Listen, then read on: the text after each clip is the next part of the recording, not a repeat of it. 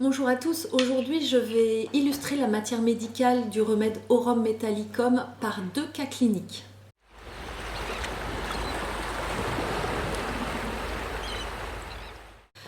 Alors, le premier cas clinique est un cas clinique de médecine humaine proposé par Pascal Franck, qui est médecin homéopathe à Bruxelles.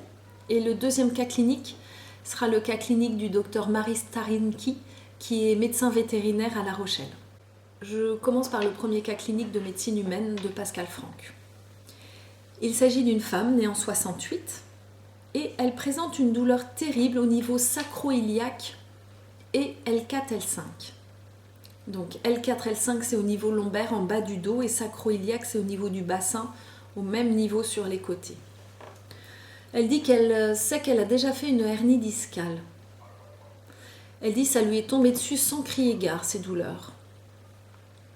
Ça a été très important puisque ça fait 1 an qu'elle est en arrêt de travail. Et quand elle prend des médicaments, elle fait beaucoup de réactions secondaires. Et malgré l'arrêt de travail, malgré les médicaments, elle a toujours cette douleur.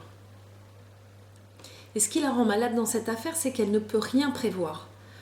Dans les 2 heures, je peux être coincée alors que ça allait bien. Elle dit qu'elle a le ventre qui gonfle facilement, qu'elle a toujours eu ça, mais qu'elle ne l'accepte pas. Le moral en prend un coup. Elle dit « Je ressemble à une femme enceinte de 6 mois le matin et à 9 mois le soir. » Elle est un peu allergique au solja et au sparadrap. Elle a une peur panique que la douleur lombaire revienne. Elle a des semelles orthopédiques. Elle aime les crustacés mais évite d'en manger puisque ça lui provoque de l'urticaire.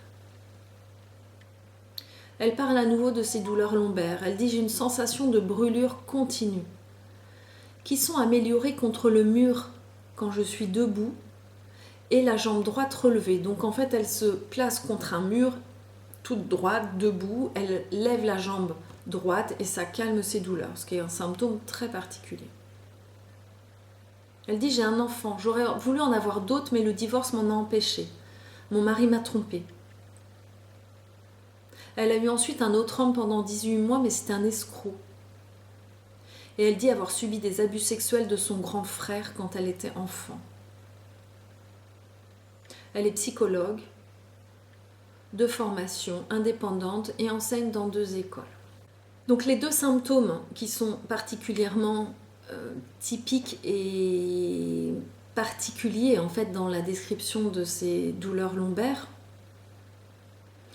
sont le fait que les douleurs soient améliorées à la pression. La dame décrit en fait qu'elle doit vraiment se mettre contre un mur pour améliorer la douleur et relever la cuisse. Et en fait, la Pascal Franck fait un peu une petite pirouette, c'est-à-dire qu'elle va utiliser le symptôme du répertoire qui est douleur lombaire aggravée en fléchissant la cuisse. Donc c'est l'inverse en fait du symptôme proposé par la patiente, mais en homéopathie, je crois que vous avez compris qu'on peut vraiment avoir toutes les facettes et des symptômes et des remèdes.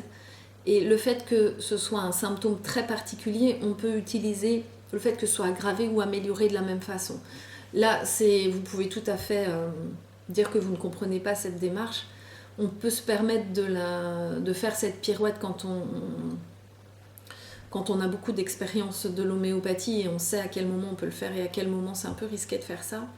Bon, il se trouve que Pascal Franck a fait ça, utiliser en fait le symptôme douleur lombaire aggravée à la flexion et douleur lombaire améliorée à la pression.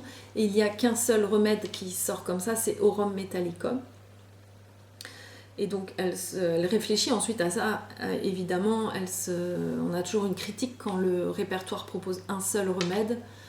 On dit est-ce que ça colle bien avec l'ensemble du tableau clinique ?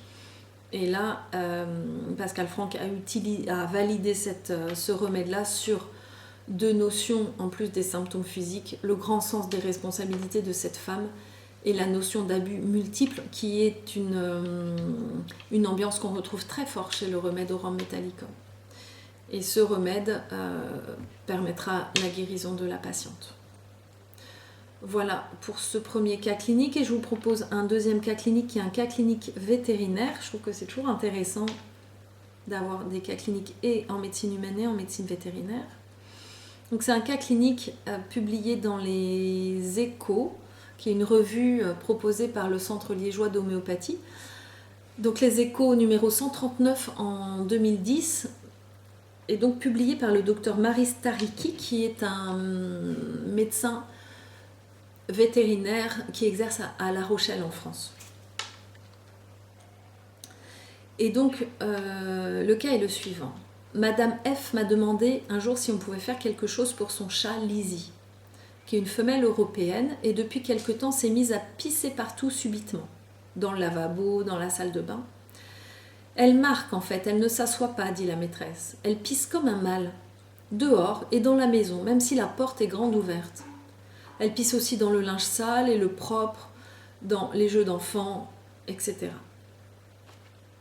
Elle dit que Lizzie, donc le chat, ne s'entend pas trop avec l'autre chat, Nikki, qui semble la traumatiser. Donc je lui propose, dit le docteur Stariki, de traiter Nikki plutôt que Lizzie. La consultation a lieu le 19 novembre 2009. Et donc Nikki est une chat femelle noire de 4 ans. Et la patiente explique. Elles étaient 3 sœurs. Nikki, c'est la plus courageuse, celle qui bouge le plus. C'est elle qui a bu la première. On avait l'impression qu'elle était toujours la plus forte. Elle est gentille, mais elle peut grogner si on la caresse. Une des 3 sœurs de la chatte est morte d'un cancer après quelques mois de vie. Elle est assez costaude. Elle dit qu'elle mange du light.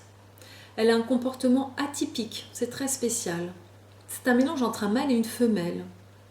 C'est la plus dominante, c'est elle qui ose le plus. Personne ne peut rentrer sur son terrain. Elle est plus forte que les mâles. Ils s'en vont. Elle n'a pas peur. Quand on a des visites, l'autre s'en va, mais elle reste. Elle va sur le canapé. Elle mange très bien, mais je ne sais pas si elle mange la nourriture de l'autre. C'est une bonne chasseresse. Elle ramène des souris. Les chats ont beaucoup de liberté à la maison. Elles montent sur les lits, les canapés. C'est pas grave.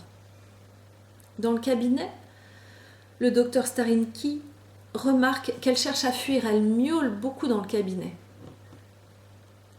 Quand on l'appelle, elle vient. On ne peut pas lui toucher le bas du ventre. Seulement si elle veut. Mais elle mord très vite, elle sort très vite les griffes. Elle adore les hommes. Elle parle beaucoup, elle n'a peur de rien. Une fois, Lizzie était dehors, donc l'autre chat. Et il y avait un autre chat dehors. Et Lizzie a crié.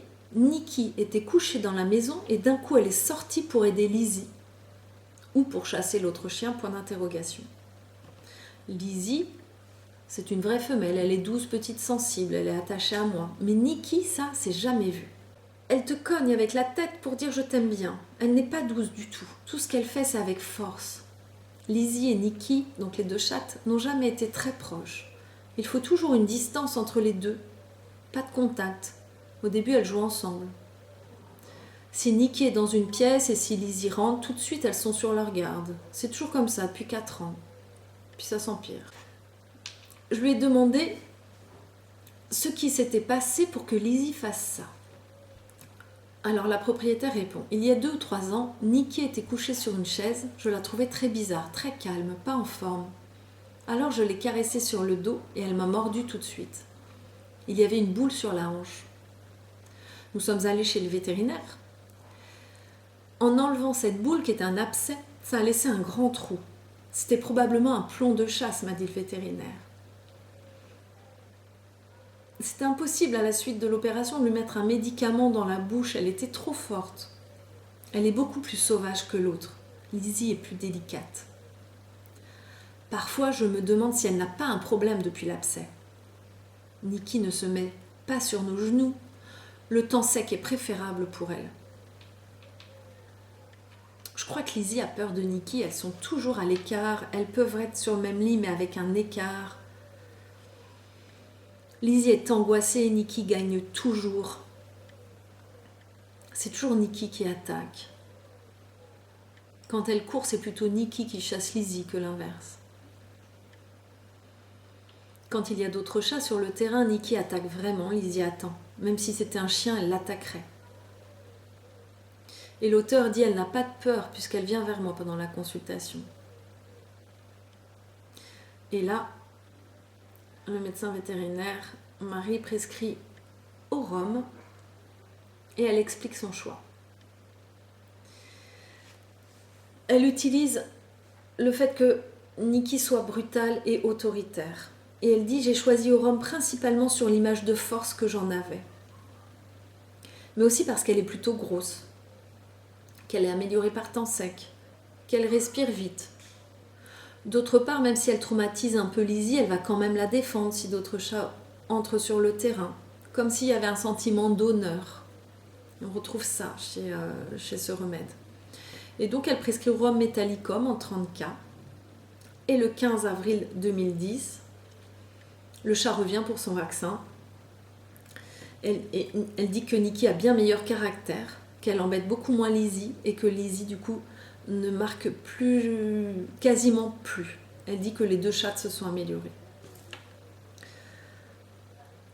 Le 7 octobre 2010, des nouvelles par téléphone et la propriétaire dit ça tient plutôt bien. Une fois Lizzie a refait pipi dans le garage, mais je crois qu'elle était enfermée.